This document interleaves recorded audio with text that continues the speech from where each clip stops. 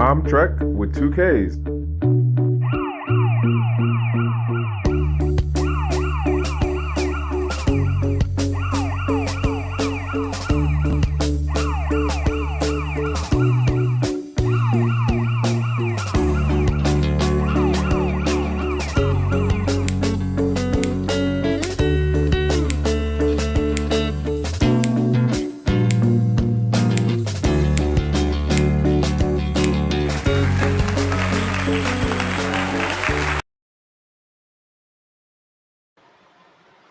All right, hola, hola. Get over to the mic. Let me do that properly. Where we at? Where we at? I am looking for. There we go. Hola, hola. Buenos dias. Buenos tardes. If you don't know, we just got over daylight saving times. It's a Monday evening. I am running super late because I was lazy. Then I got distracted, and then I was trying to do something.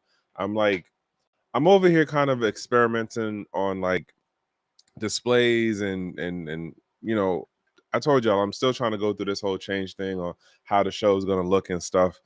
And yeah, it's a growing development or a growing process, whatever.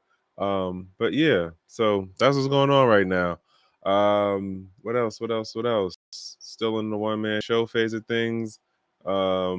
Right now, I am trying to make this post over on the Twitter side.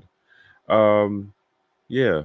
So, in the short, if you don't know, I am Trek with 2Ks, and what I do here is I be talking about crypto stuff now. And before, the focus used to be more about like the following on the week, but I've been experimenting on how I'm like picking stuff up source wise. Before, I was using the aggregator website, like crypto news website, and that was before I took like the little hiatus. Well, not even little hiatus. It was like a good long hiatus, y'all. No cap. Hey, what's going on, Keyshawn? Appreciate you. Shalom to you too. And so now I've been just like cruising through Twitter. I'll be sticking my, proverbial head and metaphorical head in on Twitter every here and there, and then like certain things catch my attention. Like there was a what's her name?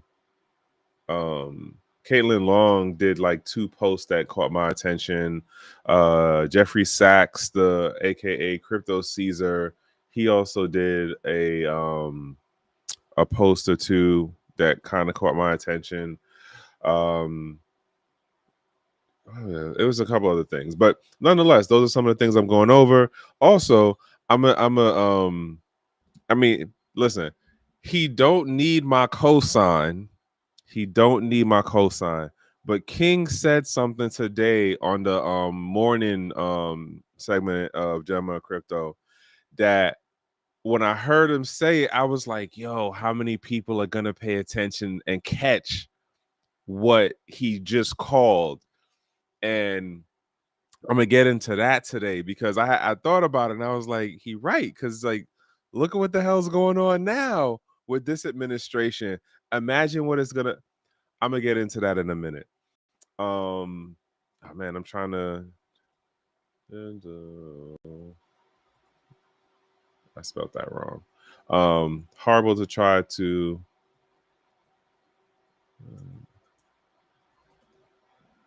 There we go. All right, so yeah, the week has been interesting. Sorry, I'm trying to play the game right now. The woman show. Did it not? What's going on? So I think YouTube is still, or Restream is still acting funny because I changed the title, but what I'm seeing on YouTube right now is not the title I'm seeing in Restream. But anywho, the show must go on. The basic title was hashtag Trek with 2Ks live. Crypto Federal Reserve, David Sachs, a crypto grifter? Question mark. Also, crypto Federal Reserve? Question mark. And so those are some of the things I'm gonna get into today. So let's jump into this Twitter setup for the things that I bookmark.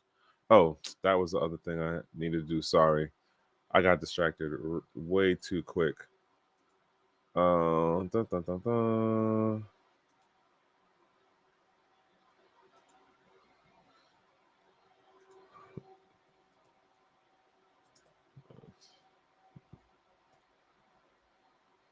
There we go. All right, so back to these bookmarks. What was the first one? There was one in particular that I think that went. Yeah, something has my. I know what it is. It's actually Restream that's doing it. That has my system wonky. Um, hmm. Yeah, it is one. There we go. All right, come on. Damn, it really just like it really just slowed everything down. All right. So first one I'm gonna jump into as a thing that caught my attention is one of the one of the Twitter folks that I follow is Woo Blockchain, which is basically like a news source thing. X amount of time they on they whole like price talk stuff, which I don't really pay attention to those posts like that. But actually they've gotten better at it now, where they've gotten more into like local news stuff and international news stuff, and like they actually cover stuff out of the Asia side, but it's within the Twitter writing framework, right? So one of the stories that caught my attention was about the Solana Labs co-founder Tali stating that the best option is to not set up a crypto reserve. And I'm gonna tie this in with the whole Jeffrey Sack. Sorry, damn, what is his name right now? David Sachs, because he also said something that was contrary to towing the government line of, hey, we need to tax everything. But nonetheless, in regards to this, like, so again, this is that whole thing of like the old heads versus the new heads. And I'm saying this at like the retail level, right? Where if you were the folks who were in the early days and you was already doing business stuff and you was already being like an angel investor and like all of that kind of stuff, you saw this crypto thing and it was like, if I can get in, I would. But if I don't want to get into where it would cause me headache, right? So trouble, headache. So you got the folks from back then who got in, who are the early founders of the MetaMask, who are the early, founders and investors. My focus is more so on the investor folks and what I'm about to say. Those folks, they didn't care about the ethos or the narratives that we spun around the early days of like what this Bitcoin thing was supposed to be. A side note, it's interesting how the narrative that's being built now around this Federal Reserve thing, the crypto Federal Reserve or basket of reserve, whatever, and it is a basket. It is not just Bitcoin. Everyone keeps focusing on the Bitcoin wording in whatever the soundbite or the quote is. But if you actually read the White House press release for it, which one of my homeboys sent me the other night, and I was just like, what? Like, but this isn't even just Bitcoin. And then they're saying stuff that honestly, it definitely sounds like somebody who didn't, or it definitely has the PR tone to it, but it also, what's going on? Hey, what's going on, Coop? But it also has a air of like, you don't really know what you're talking about. But it's to be expected of. They can't be like, oh, listen, y'all, we messed up. Like, we shouldn't have sold it, or we shouldn't have did the confiscation stuff that we were doing the way we were doing it back in 2014, back in 2013, back in 2015, when they were doing straight setups back in the day on how, like, people was being arrested all over the place in the early days. And what did they do? Is the Treasury Department, the U.S. Marshals, those were like the two largest holders. They sold the majority of what they had to Tim Draper and a couple of other folks. And now, if you read the press release, it's like, oh man, it would have been worth this amount of money. But you're also leaving out, or not you, the way that the crypto news and even the mainstream news is reporting around this thing is it's just Bitcoin. Few people actually talk about how it's not just Bitcoin, it's going to be other cryptocurrencies, which includes stable coins. Now, I don't know what conversations the Solana Labs co-founder has been in. Also, don't know the conversations of what David Sachs has been in. And I'm gonna tie this in with this Federal Reserve thing. It is interesting to note, and I know of a couple of federal employee folks previously, not saying they got fired or anything, but like when they were working in certain departments or certain agencies, they had to give up the crypto that they had, right? Which, again,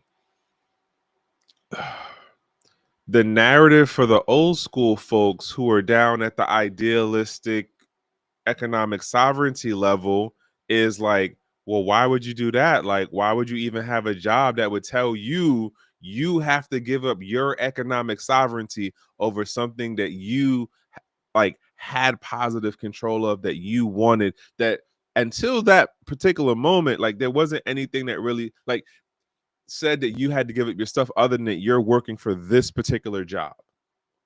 Imagine that. You were told you had to give up, quote, your money, or you had to, like, imagine somebody told you you had to give up the $5, like, or you give up your fiat dollars that you have in your wallet or your purse. Like, that's literally a part of that situation. Where am I going with this?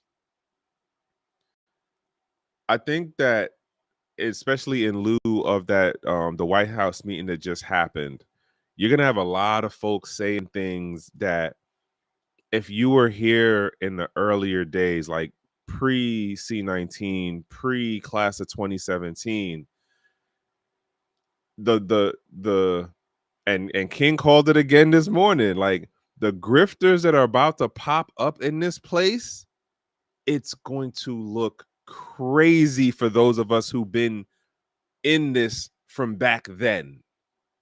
Like, and again, like he called it, like you got the folks who made they bag in other spaces, and then because of where they sit in those other spaces, they have the connection to be able to come in over here and be like, oh well, blah blah blah, like I can tell you this, I can tell you that.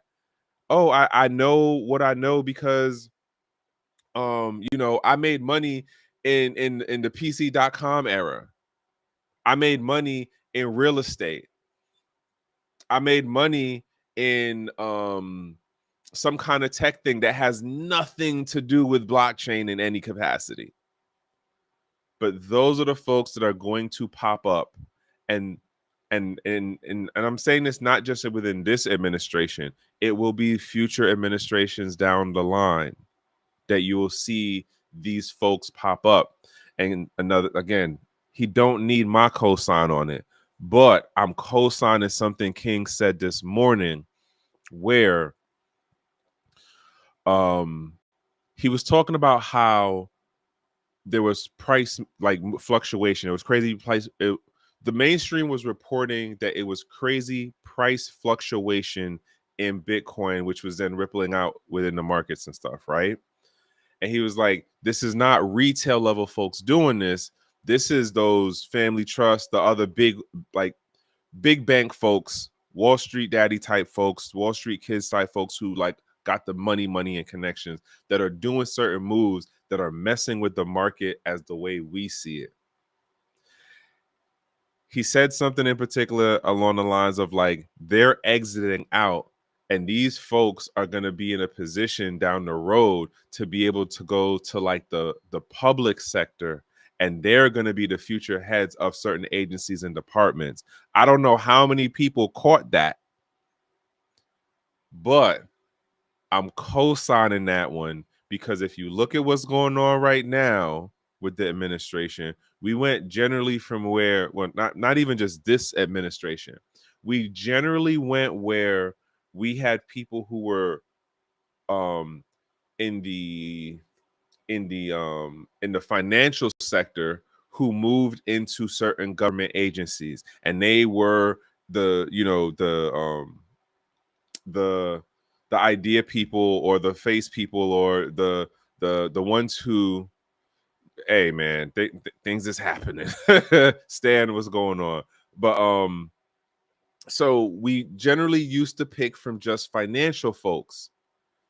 If you noted, between this last administration and this administration, now we are expanding over into the technocrats, right? The people who are more about technological innovation and being more dependent on integrating technology into everyday life, right? The big dreamer folks.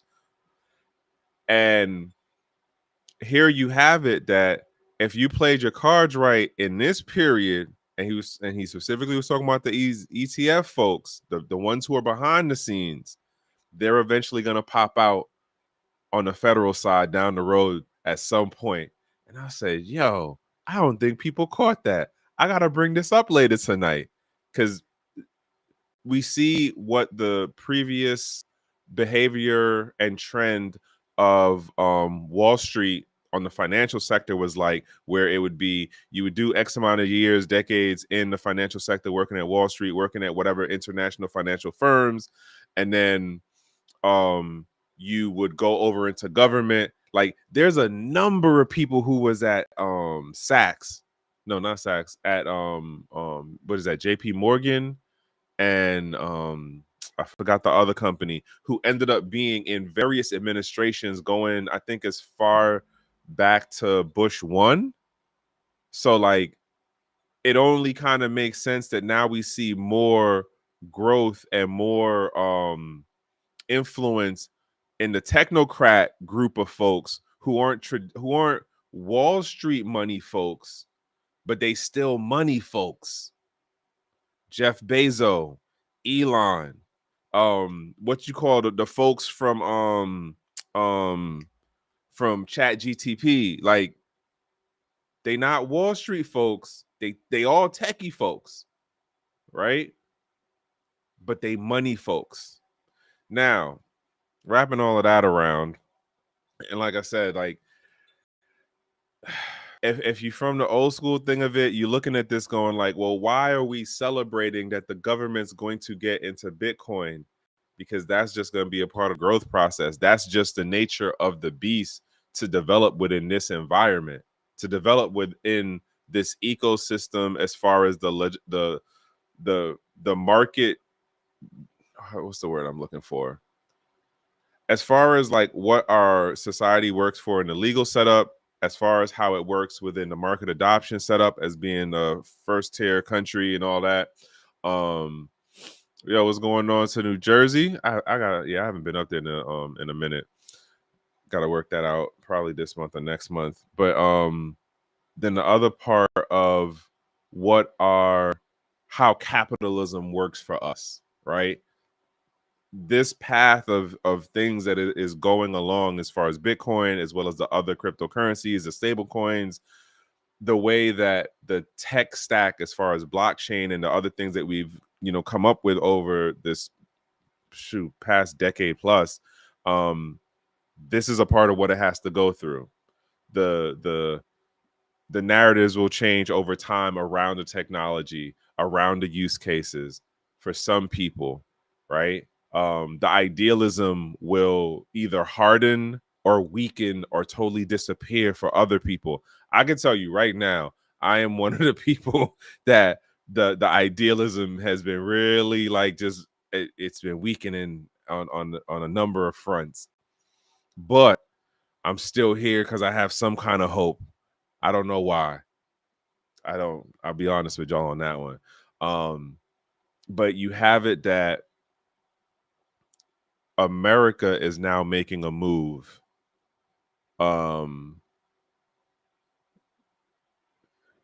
Hey, what's going on? Les Squire, what's up? Where this administration is making a move to have a bigger imprint on crypto, but doing it as far as like, well, we quelled and quashed everyone else, and now we're going to push to make it that we're leading the way as far as it being through government sanctions, not sanctioned, like it's sanctioned by the government of like, now we're cool with it. Now we're going to like make sure we push it forward. In my mind, what they're going to end up with down the road is going to look so different from 2020. Like, and I'm not talking like at the end of Trump's administration. I'm talking like the second or third person down. Because at that point, what is that? 444. That's 12 years, right? So 2 administrations down the road, we're going to be looking at a whole different thing of crypto. And again, those of us who are from, you know, that the early day eras, I don't even know what we're gonna call those or what the word is that is used to describe the people who are like pre 2014, right? It's gonna look so different, y'all. And at this point, I'm just here for the ride. Like I'm just here for the ride. So let me jump onto this thing as far as like what's his face? David Sachs. So there was the way he describes it is that there was a smear campaign against him because of how he is okay. He's now making his talks about how like the government should have did X, Y, and Z in keeping the crypto that they had instead of selling it off, right? Yo, what's going on, Crypto Night? Hey, Arizona. Yeah, I gotta go back out there, man. I ain't been out in Arizona in a minute. So he's kind of getting, you know, the smearing on the like, bruh, like you didn't care about none of this back in the day. Like you thought it was okay that the government sold it because it was the illegal stuff. It was illegal. It was the digital drug money. You know what I'm saying? So like, mind you, he's an investor in a number of like early crypto companies. But then again, like I said, he's in this position. The federal thing is like, well, we don't want to have a conflict of ethics. And I forgot the other thing. And then, you know, just so the optics of how it looks that he might say things and take actions that to the and I'm going to say this to the crypto folks, it just looks all wacky. It looks like it's a, well, how could you say this, but then you invested in this company and that company and you hold blah, blah, blah crypto and blah, blah, blah Bitcoin. But for the folks who like was around for a minute, it's like, yo, he literally like, he's not old school in the terms of like, he was I think he's around like 2016 or something like that. But he was doing it from the back end, investing in companies on the higher up part of the economic food chain, right? And then even back then, he's a lawyer by trade. So for him, KYC was always going to be a thing. He was always good with KYC. He's not a person who believes in the core definition of like economic sovereignty. If you ever listen to when he talks on All In Podcasts with him and the rest of the crew, he's very pro-government, very red, conservative, but at the same time, like he's about getting his money, but he'll do it in the most legal way following. Which then goes into this whole next thing of, yes, he has crypto grifter energy or tendencies, right? But he also said something, and I didn't pull the tweet on that one because I heard about it like way after. I didn't actually find the tweet on this, where he was basically saying like doing a tax on crypto transaction is stupid, and that's the short of what he said. It was somebody else in another agency that was like, yeah, there should be like a 0.01 oh, that's what it was. Like to fund the Federal Reserve, they wanted to do like a 0.01 um what you call it? Transaction fee. And this is like, you don't even know what the hell you talking about right now, because if you knew anything about how smart contracts work, if you know anything about how many transactions can happen in a minute, like who told you that number? That's stupid. That and transaction fee wise alone, do you know how many exchanges you would kill off of that? Because why? They're gonna lose the user base off of, oh, your joint is too expensive and I can't do the same level of transactions. What 0.01%? That's crazy. Nonetheless, like, so on one side of it, he gets certain things. On the other side of it, he a traditional, he ain't about the decentralization, he ain't about the KYC, he's not about the economic sovereignty, is my point.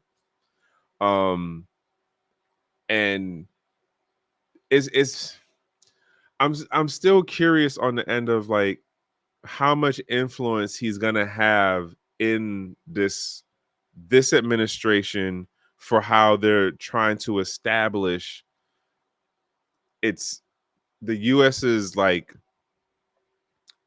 presence in the crypto market. And I think it'll work out internally. I'm more curious on the how does this work out external to the other regions, other markets, other governments. That's the part that gets me, because again, like this crypto thing, as far as you have a crypto wallet,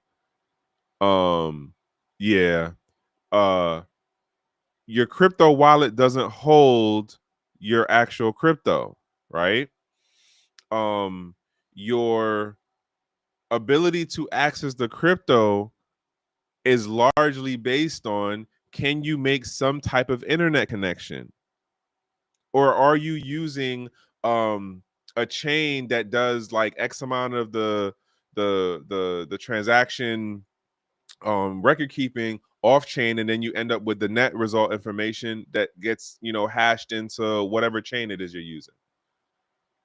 So how does that work for us to be like, oh well, we're gonna hold it this way and then we're gonna do X amount of buying? That's another thing that's not been put out. Well, it is, but it's still kind of curious on how are you going to have the Federal Reserve purchase without like it swinging the market. And granted, I think today there was like a bunch of stories about like how much we dipped. I think it went below 90. I be telling y'all, I don't pay attention to the price stuff no more. It's just kind of where I'm at about this stuff right now. As far as Bitcoin is concerned, I definitely don't pay attention to none of the other stuff anymore. But if you have it that we really, well, at this point, it seems like we're really pushing on this crypto Federal Reserve thing. It just is weird that Trump argued to make it a federal thing, and then he ends up putting BlackRock in charge of it. So how did it go from being a federal thing to then being managed, or I think owned, by a private company? Again, like we Stan, you're right. We got scammed. We got scammed real bad, Stan. Like real bad, man. Sorry, I gotta wet the whistle. And so David Sachs, I'm curious to see how this is gonna play out. I'm also curious to see, like, all right, so think about this, right? He he he wants to serve the administration. He does have an admiration for Donald Trump. He said that many a times. and I don't mean love and admiration. I mean like he thinks that like he's doing his civil duty, in excuse me, in serving in the administration and stuff. That's what I'm saying. Um, but like it's crazy. Like think about this. He said that the government was basically stupid for selling off the crypto that it had, and then he turned around and joined the same government and had to sell off everything he had created the crypto.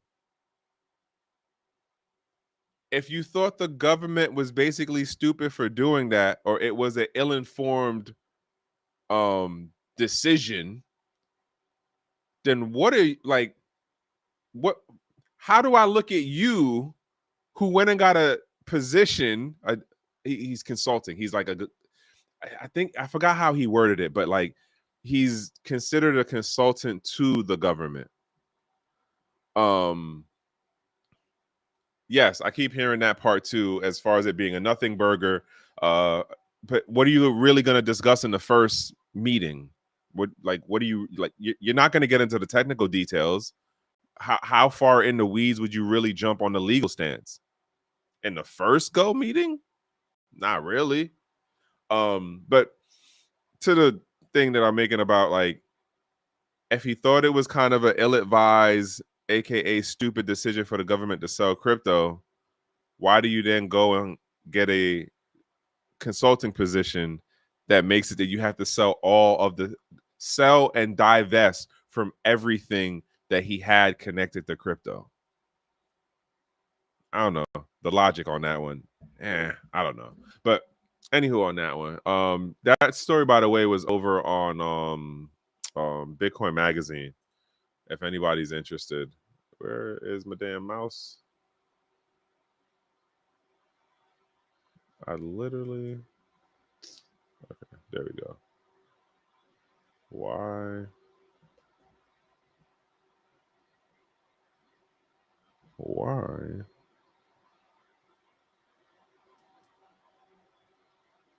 What is going on? Okay. Ah, you killing me right now. Something is going on, and now, okay, so you're not moving. What the? Ugh. All right. All right. You know what? Let me try this. Damn it.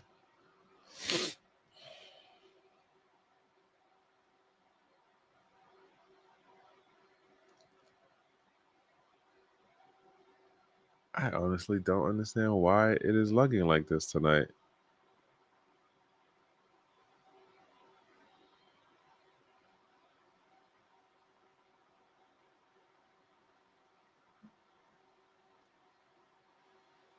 All right. Well, it looks like I'm gonna have to start a new stream because my joint is really bugging right now, and I don't know why.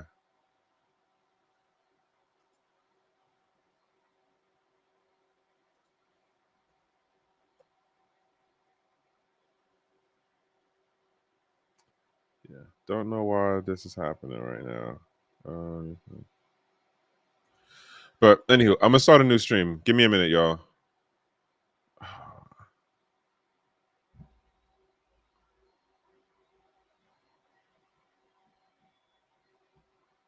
What is going on? I'm gonna have to do a hard fucking restart.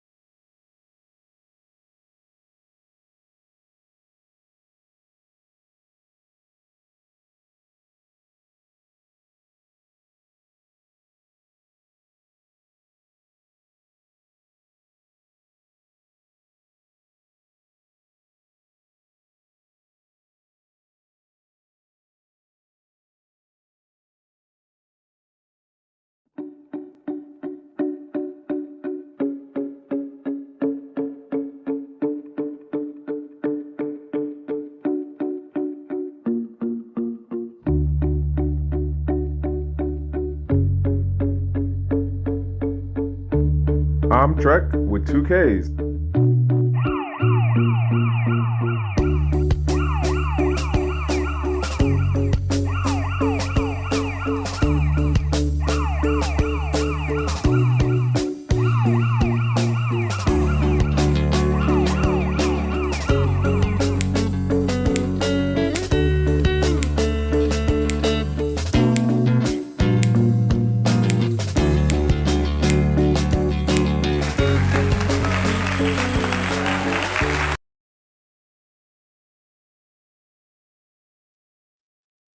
Alrighty, hola again. So what I just realized just now was because I did the reset the way I did it, I power cycled the whole laptop. And so I do believe I lost all of what I said before. All right. I guess it wasn't meant to be that important. Yeah. So sorry for the folks who catch this later on and be like, "Oh, what is he talking about?" I'm gonna probably just touch on a couple of things and try to really, really, really condense it down versus the longer things that I said before. So, like I said, the title for this episode was about crypto Federal Reserve. Why David Sachs a crypto grifter? Question mark. He said things that make it sound like he's pro crypto, but if you know his background, he's not a retail level person. He's a big investor on the back end. He's a lawyer by trade, so he was always pro KYC. He was never about the decentralization thing or like actual economic sovereignty. So there you have it. Like, he says things that, yeah, it sounds cool, but then on the other side of it, it's like you got to remember the man's background. He made his money in other things. Like, yes, he invested in tech companies, but he made his money in other markets outside of this crypto thing, outside of tech stuff, I believe, too. The other thing that I think highlights on what he's at now, that also kind of throws me in a like question on how to look at him, is if he thought it was ill-advised or stupid for the U.S. government, the Treasury Department, the U.S. Marshals,